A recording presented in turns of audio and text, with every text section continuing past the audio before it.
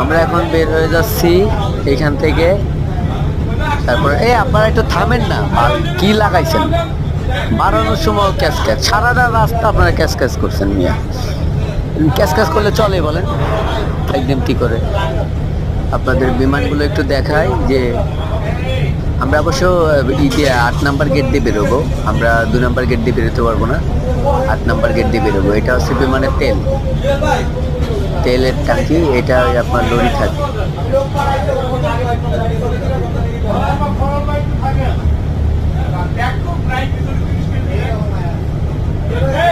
আচ্ছা